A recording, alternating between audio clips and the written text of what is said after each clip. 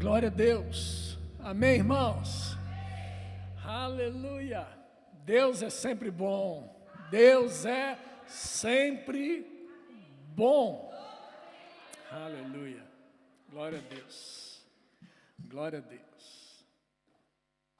Rapaz, estava pensando na ministração de hoje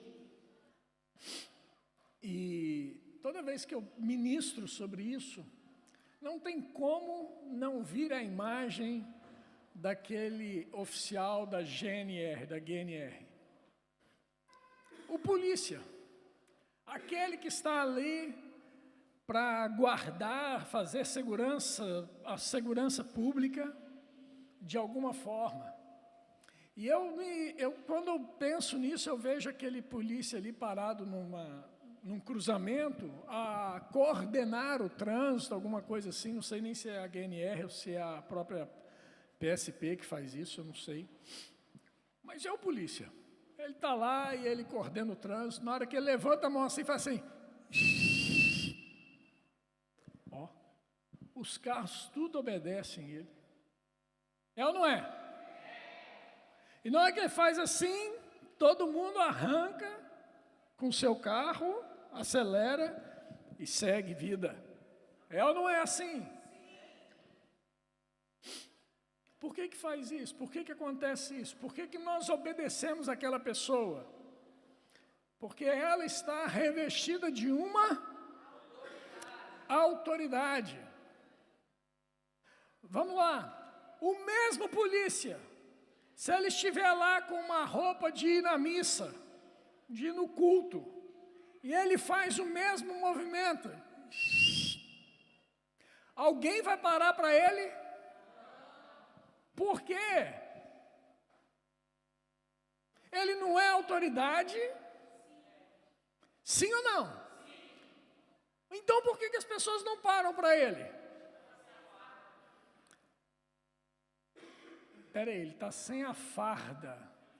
Então, a farda é o revestimento daquilo que identifica ele como autoridade, sim ou não? Muito bom, a gente vai chegar num bom termo aqui hoje. A farda daquele polícia identifica para mim e para você que ele tem uma autoridade sobre a minha vida no que diz respeito àquele momento, naquele fluxo de trânsito, naquele cruzamento de trânsito.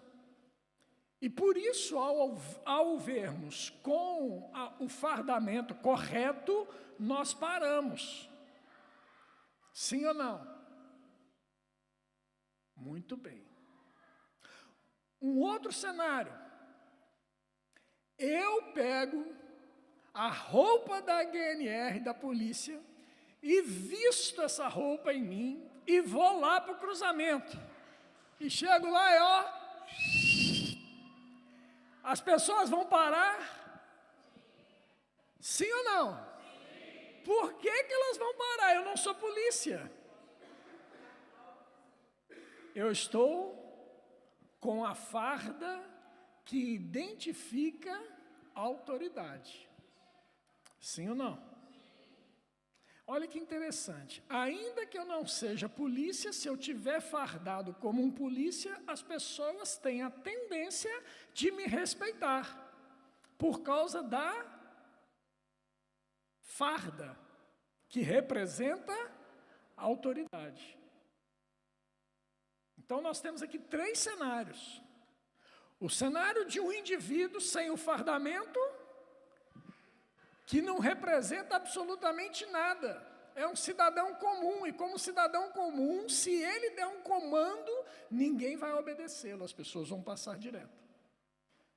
O segundo cenário é o cenário de uma pessoa que tem autoridade e está vestido com a farda que caracteriza a sua identidade, e a hora que ele faz o sinal, as pessoas obedecem a ele. E tem o terceiro cenário, que é a pessoa que não tem autoridade, mas que por algum momento ele está fardado com a roupa que o identifica como autoridade, ele faz o sinal e as pessoas também o obedecem. 3 cenários interessantes aqui. E agora eu quero trazer para a gente na palavra de Deus. Nós sabemos bem que a autoridade, ela foi delegada para o ser humano lá no Jardim do Éden, quando Deus criou Adão. E Deus deu a ele autoridade ali sobre coisas e circunstâncias. Repete comigo, coisas e circunstâncias. A autoridade que Deus deu a Adão não implicava que ele poderia ter autoridade sobre uma outra pessoa. Ele não tinha poder de subjugar a Eva. Ele tinha poder para subjugar coisas e circunstâncias. Ele tinha poder sobre os animais, coisas. Ele tinha poder sobre tudo que acontecia naquele jardim, circunstâncias. Mas sobre Eva ele não tinha poder.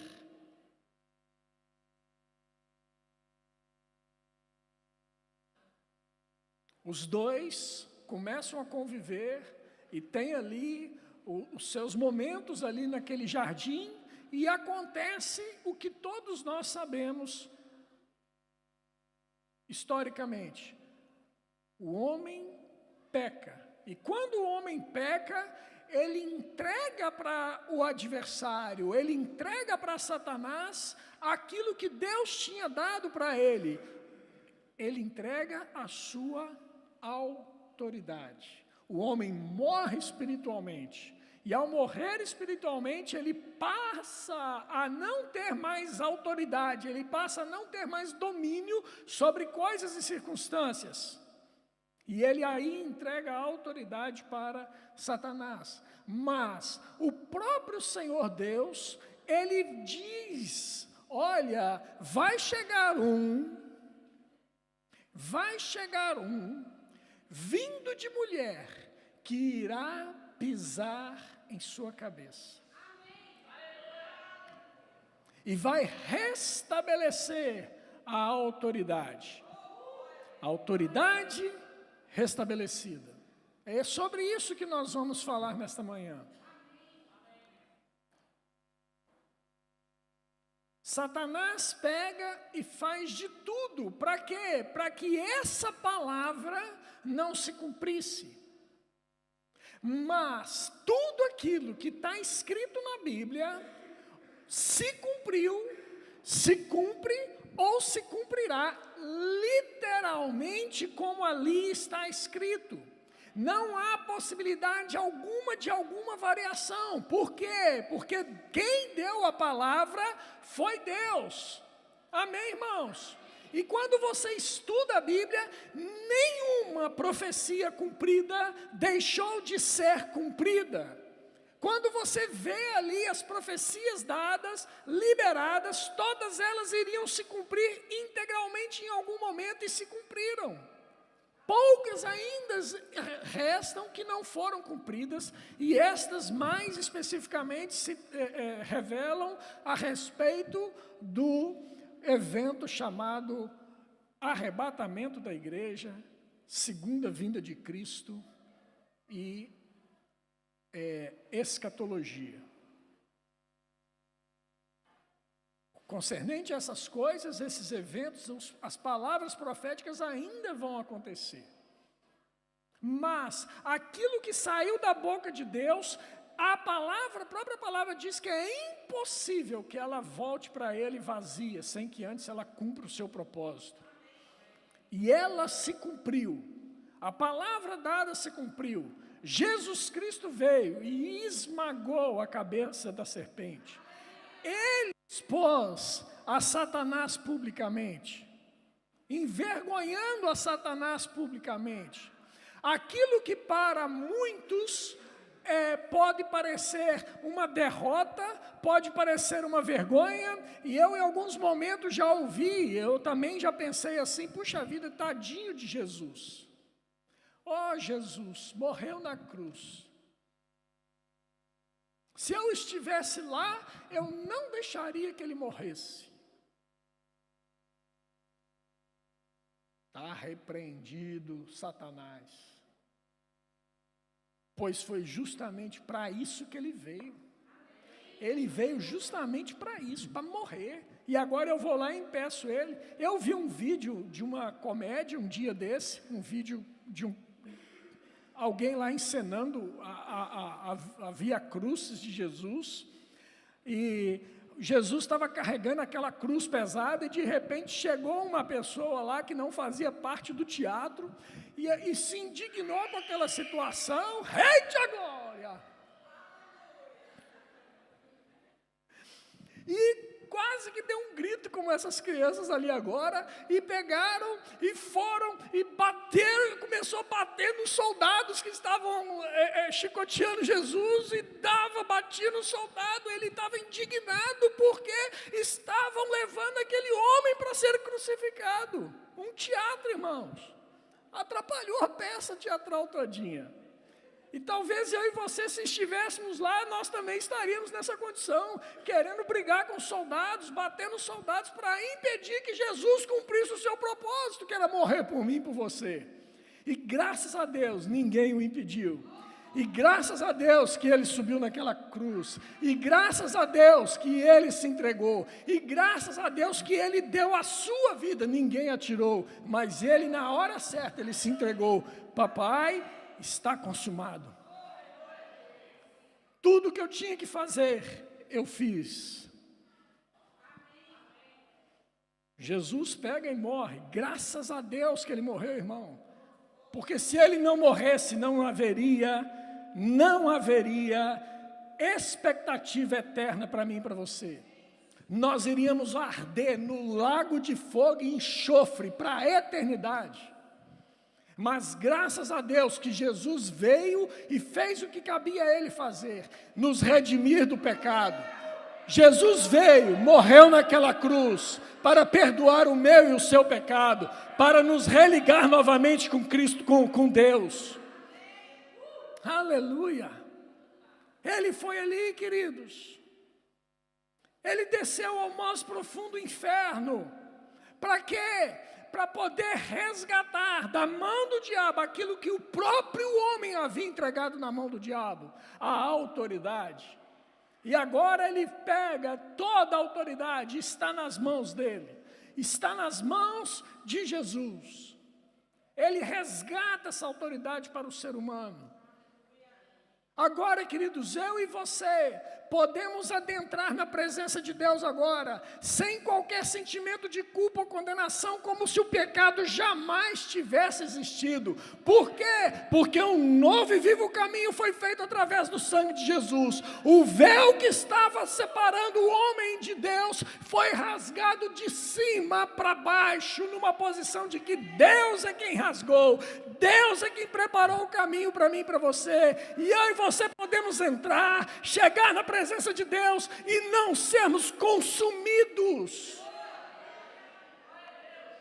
Porque na presença dele, querido, o pecado é consumido. Mas agora eu e você podemos chegar, querido. E quando eu chego, você chega na presença de Deus, Ele vê o sangue escorrendo sobre as nossas vidas, o sangue que nos cobriu, o sangue que nos purificou, o sangue que nos libertou, o sangue que nos deu uma nova vida, o sangue de Jesus Cristo, o Cordeiro de Deus, de uma vez para sempre, para que nunca mais precisássemos de outro tipo de sacrifício. Aleluia, aleluia. Aleluia, aleluia. João 10:10.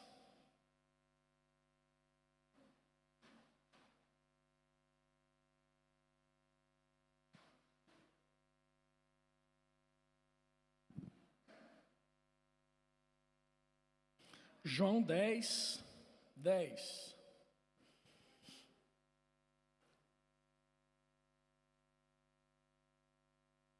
Diz assim, na versão LTT diz assim, o furtador não vem senão a fim de furtar e de matar e de fazer perecer.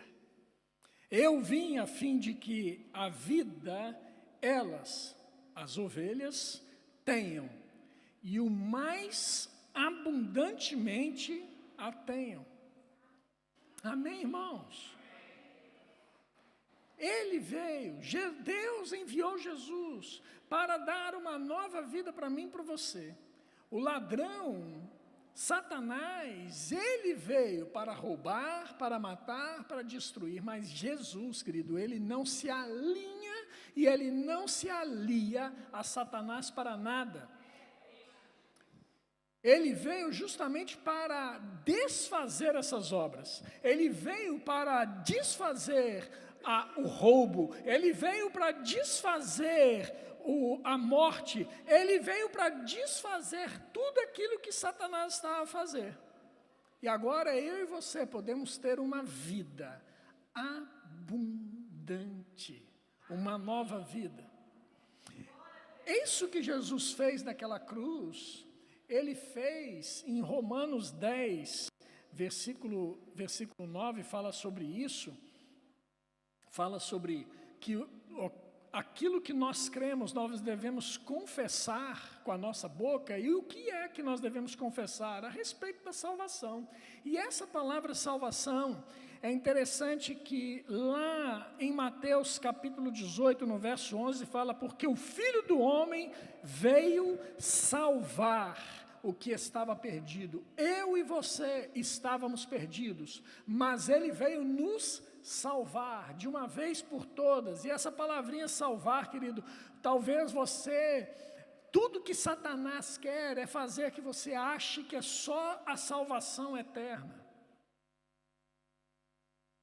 Essa palavra salvação, ela é do grego sozo, e ela implica em salvar, manter são e salvo, resgatar do perigo ou destruição, alguém de um dano ou perigo, resgatar, poupar alguém de sofrer, alguém sofrendo de uma enfermidade, fazer bem, curar, restaurar a saúde, preservar alguém que está em perigo de destruição, salvar, resgatar, no sentido técnico usado na Bíblia, e por aí vai, irmãos. Ou seja, a palavra sozo, ela vem e ela nos é apresentada, e a riqueza de detalhes dela nos fala que nós podemos ser salvos da morte eterna, mas também nós podemos e devemos ser salvos de quê? Da miséria, da doença, daquilo que nos oprime nesse mundo enquanto estivermos neste mundo. Para quê? Para que eu e você pudéssemos viver reinando em vida. Romanos 5,17. Os que conheceram a abundância da graça. A abundância da graça. Os que receberam a abundância da graça.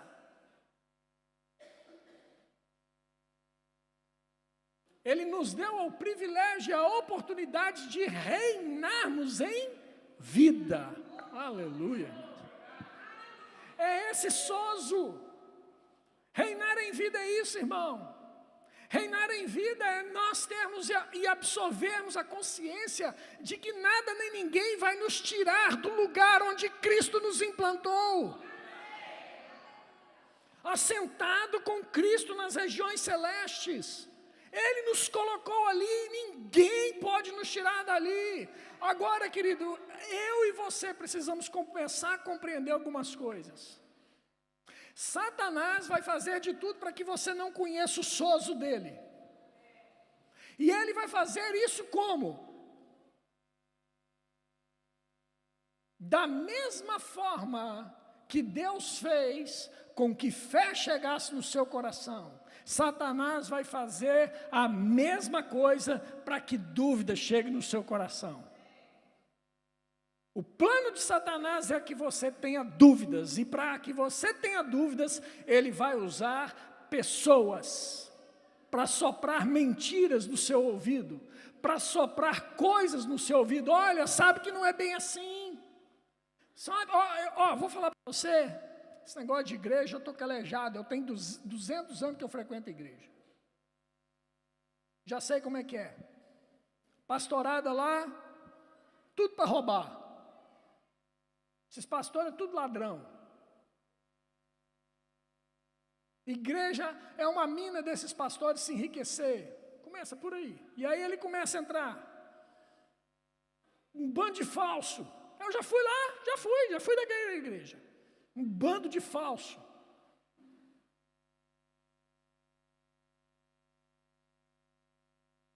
E por aí vai afora. E começa só para mentiras. Sabe aquele negócio de saúde? Que é isso? Todo mundo passa por enfermidade e vai morrer mesmo. Esse negócio de cura é conversa fiada. Sei que não vai no médico não para você ver. Eu não estou falando que não precisa de ir no médico não, tá bom? Precisa de ir no médico, tá bom? Vai lá, obedece ao médico. Ele é autoridade na área de saúde sobre a sua vida.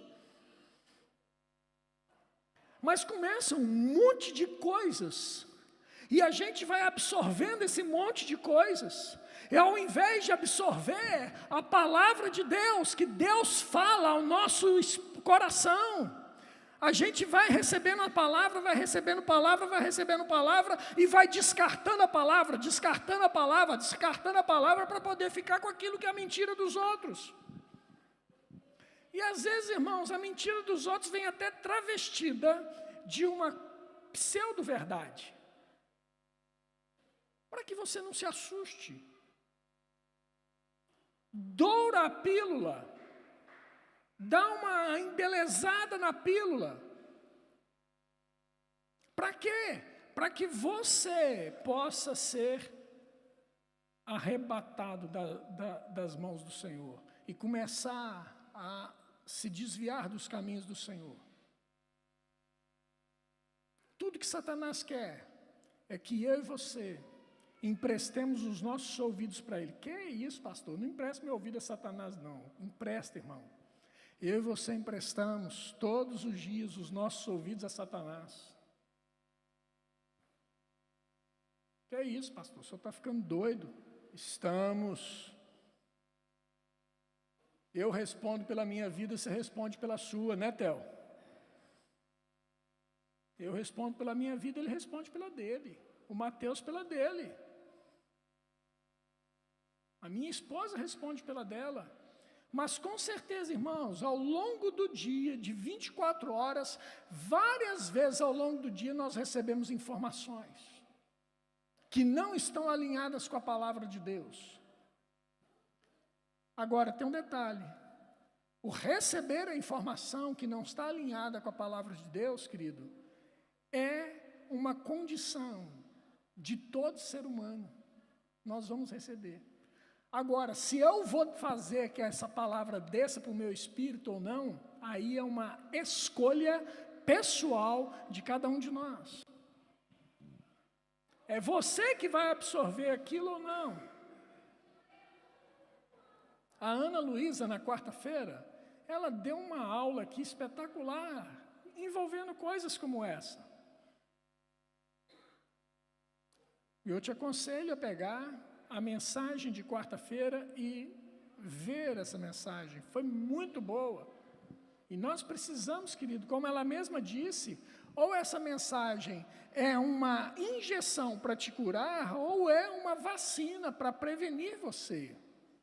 Eu espero que esteja sendo uma vacina para te prevenir. Mas se estiver te curando, glória a Deus, também está tudo certo.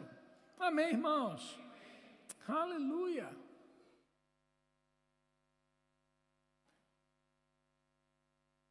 A gente assiste um filme, a gente assiste uma série, queridos.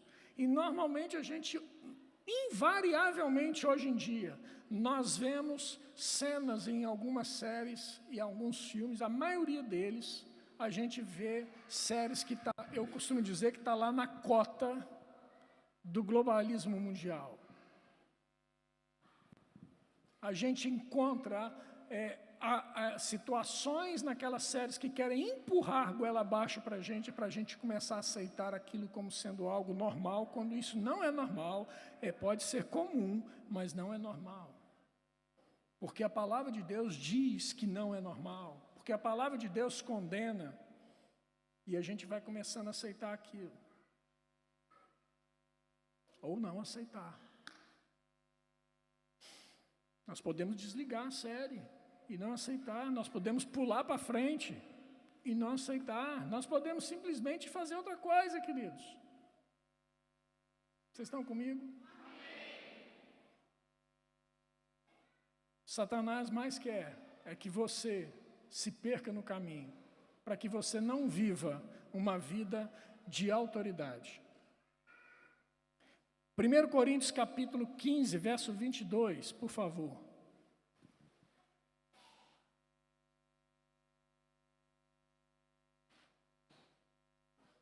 Diz assim: porque assim como em Adão todos morrem, assim também em Cristo todos os salvos serão vivificados.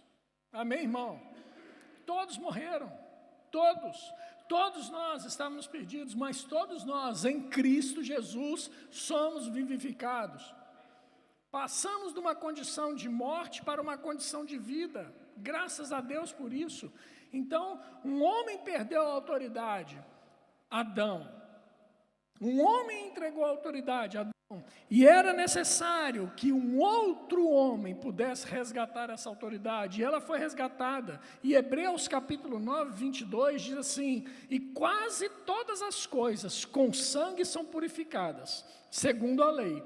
E sem derramamento de sangue, não há remissão do pecado. Precisava que Jesus morresse naquela cruz, para derramar o sangue e nos redimir do nosso pecado. 1 Pedro 1, 18 e 19 diz: tendo sabido que não com coisas corruptíveis, como prata ou ouro, fostes resgatados para fora da vossa vã conversação e maneira de viver, a qual vos foi entregue pelos vossos pais, mas fostes resgatados com o precioso sangue de Cristo, como de um cordeiro sem manchas ou falhas e incontaminado, o sangue de Cristo. Amém, irmãos? Foi Jesus Cristo. Um homem morreu, precisava de um homem pecou e entregou a autoridade. Precisava de um outro homem vir e restabelecer a autoridade. E graças a Deus por isso, porque agora, irmãos, uma vez restabelecida a autoridade, essa autoridade, ela foi nos dada. Mateus 28, 18 diz assim: e havendo se aproximado deles, Jesus lhes falou, dizendo: foi-me dado todo o poder dentro do céu e sobre a terra. Todo o poder que estava sobre Jesus, tudo o que estava em Jesus, foi nos dado por Ele, através dele, no nome dele, no nome de Jesus. Lucas 10, 19 diz assim: eis que vos dou a autoridade. Aleluia, irmão. Eis que vos dou autoridade para pisar sobre serpentes e escorpiões, e sobre todo o poder do inimigo, e nada a vós, de modo algum, fará dano. Olha para mim aqui, irmãos. Em 1988, alguns de vocês, ou a maioria de vocês, nem era nascido ainda. Eu estava sentado numa sala de aula com um livro na minha mão chamado Autoridade do Crente. Se você quiser, ali atrás tem esse livro. Autoridade do Crente, de Kenneth Hagin. Aprendendo sobre esse livro, entendendo o que a Bíblia diz a respeito de autoridade. E alguém disse lá que eu poderia ter a autoridade através do nome de Jesus Cristo, e que o nome de Jesus Cristo me revestia dessa autoridade. E agora eu pego e volto naquele exemplo que eu dei no início, do senhor polícia, que pega e está revestido da autoridade. Deixa eu te falar uma coisa: a minha vida e a sua vida tem que andar revestido do nome de Jesus Cristo. Eu e você, nós temos o nome de Jesus, é o nome de Jesus que nós devemos nos vestir dele e andarmos durante todo o nosso dia, vivendo uma vida, querido, que as enfermidades têm que parar na hora que eu chego. Eu dou uma ordem, a enfermidade tem que parar no nome de Jesus. A miséria tem que parar, a falta tem que parar, a escassez tem que parar, através do nome de Jesus Cristo. Por quê? Porque quem tem autoridade, o nome de Jesus chegou. Não é porque sou eu, irmãos, não é porque é você. Nós temos que entender que se eu estiver fardado corretamente, querido, o nome de Jesus tem poder. Ele nos deu o nome de Jesus para fazer aquilo que nós, por nós mesmos, não poderíamos fazer. Ele nos deu o nome de Jesus para que toda vez que eu abra minha boca, saia poder da minha boca, por causa do nome de Jesus. É assim sobre a minha vida, é assim sobre a sua vida. Por onde quer que nós andemos, irmãos, nós somos como Jesus andando nessa terra. Por onde quer que nós vamos, querido, vamos fazendo aquilo que Jesus fez. Ele disse que obras maiores nós faríamos quando fizéssemos em nome de Jesus. Nós estamos aqui para poder ensinar, nós estamos aqui para poder falar, instruir a respeito do nome que está sobre todo nome, o nome de Jesus Cristo. Esse nome foi dado à igreja, querido, e tudo que nós ligarmos na terra será ligado no céu, porque nós estamos usando o nome de Jesus que Ele nos deu. Eu não posso desconsiderar essa autoridade que me foi dada. Ele me deu, irmãos. Como é que eu posso pegar e negligenciar uma coisa que o próprio Senhor Jesus me deu? Como eu posso negligenciar? Ah, mas sabe como é que é, pastor? Irmão, esse sabe como é que é, nasceu no inferno. Sabe como é que é? Não é bem assim, as coisas não são bem assim. Irmãos, então quer dizer que a Bíblia é mentira? Vamos rasgar a Bíblia e condicioná-la às nossas próprias vontades e experiências? Não, querido, independente da minha experiência boa ou ruim, a Bíblia é a verdade. Independente se as coisas acontecerem comigo ou não, a Bíblia é a verdade. Só existe uma verdade, a verdade é a palavra de Deus, é a Bíblia que é a verdade, e ela diz que é. Pronto, eu acredito, é assim, vai acontecer, irmãos. Por que a gente vê tantas pessoas bem-sucedidas? Por que a gente vê tanto crente andando em vida próspera? Porque eles entenderam a verdade que está escrita na palavra de Deus. Eles entenderam e praticam a palavra de Deus. Eles entenderam e vivem por essa verdade. Por que tem tanto crente que você não vê o cara nem ter uma dor de cabeça? Por que a gente vê? Porque eles vivem por isso e declaram por isso: eu ando em saúde divina e a enfermidade não vai chegar até a minha tenda, porque não tem legalidade.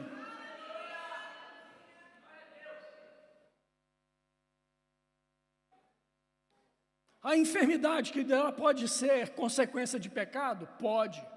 Mas toda enfermidade é consequência de pecado? Não.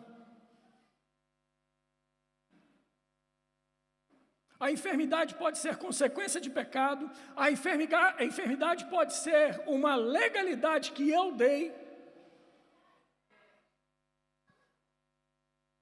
Vou comer feijoada todos os dias. Irmão, eu vou morrer cedo.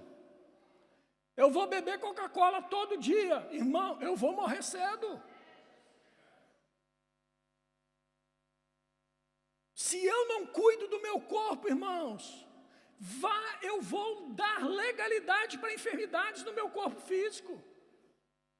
Deixa eu te falar uma coisa, essa consciência chegou tão forte em mim, Elisiane, que nós estamos fazendo ginásio, irmãos, porque nós temos a consciência de que nós temos muita gente para cuidar, e eu não posso deixar de cuidar daquelas pessoas que daqui a 10 anos eu encontraria, por causa que eu morri antes da hora.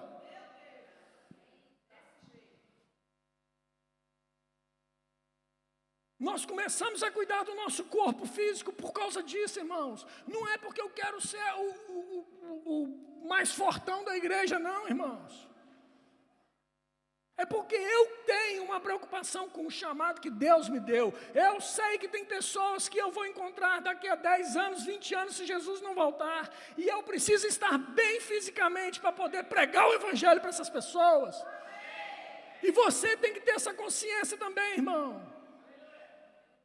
O seu corpo não é seu mais. Nós não vivemos para nós mesmos, mas nós vivemos por aquele que nos resgatou. Nós vivemos a nossa vida por causa de Jesus Cristo. Pecado, legalidade que eu abri na minha vida. E a outra forma é Satanás mesmo, invadindo a nossa vida e nos colocando em enfermidade. Nenhuma delas veio por consequência de Deus. Deus colocando a enfermidade na minha vida e na sua vida. Nenhuma delas.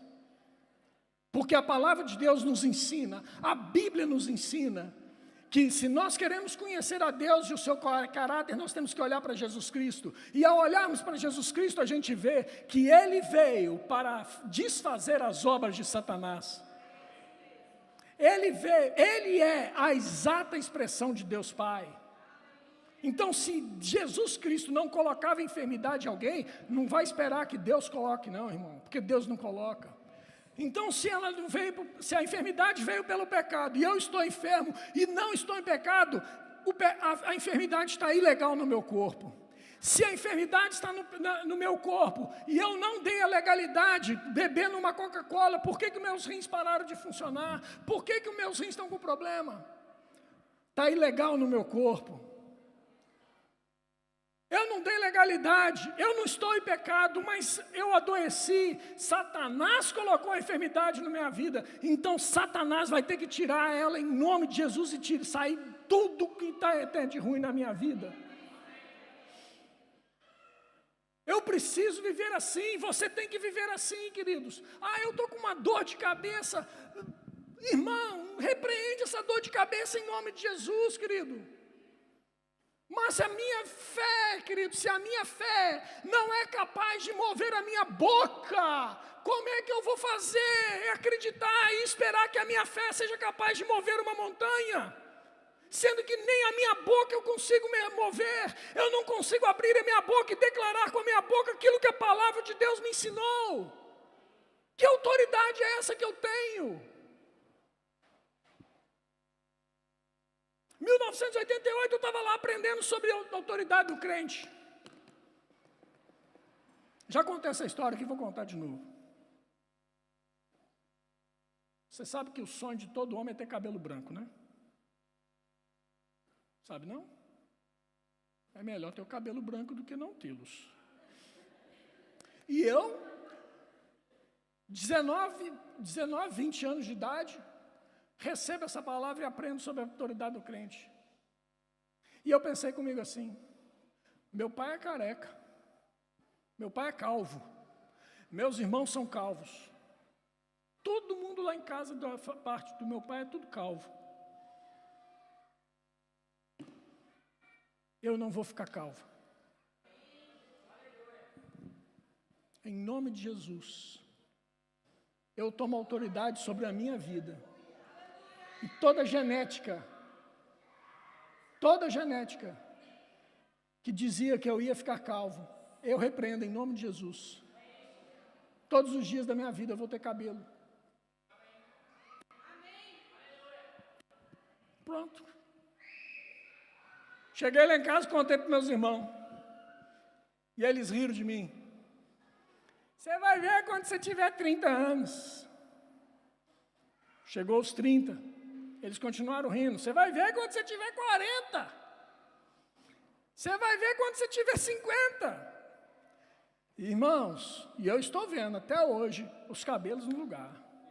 E vai continuar assim, todos os dias da minha vida. Irmãos, uma coisa simples. Por que eu estou falando isso para você, irmão? Porque é uma coisa simples. Um cabelo cair ou não cair. Deixa eu te dizer, se funciona para isso, funciona para outras tantas coisas, funciona para dinheiro chegar, funciona para câncer desaparecer. Como é que é aquela música? Vem cá, pessoal da música, por favor. Como é que é aquela música? Como é que é aquela música, Mateus? Eu já vi o câncer desaparecer. Eu já vi na minha vida o câncer ir embora. Foi embora. Eu já vi mulher que era estéril.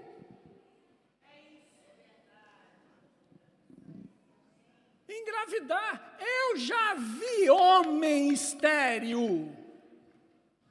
Homem que era estéril, que era impossível que ele gerasse filhos. Eu já vi filhos sendo gerados da vida. Sam Davis, lembrei o nome dele. Nós oramos lá na sala da minha casa.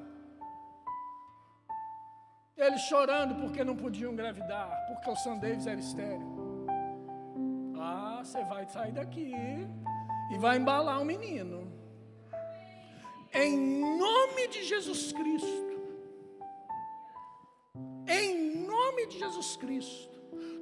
Toda esterilidade caindo por terra agora. E eu declaro sobre a sua vida que você vai gerar filhos.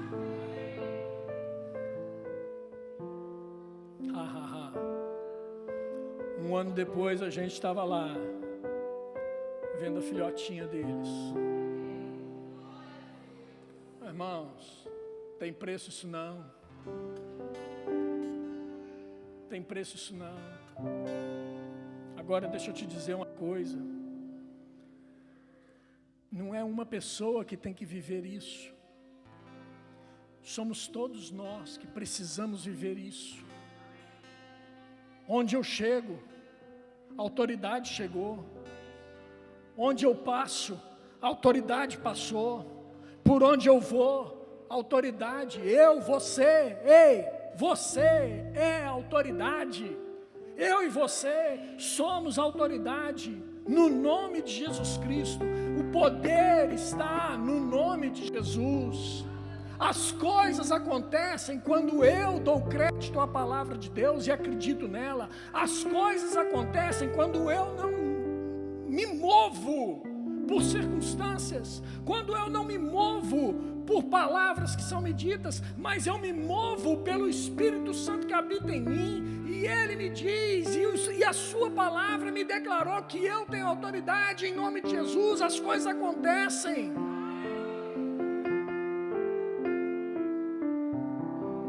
Eu e você, irmãos, eu e você precisamos falar aquilo que a Bíblia fala. A Bíblia diz, não discuta. A Bíblia não diz, não invente.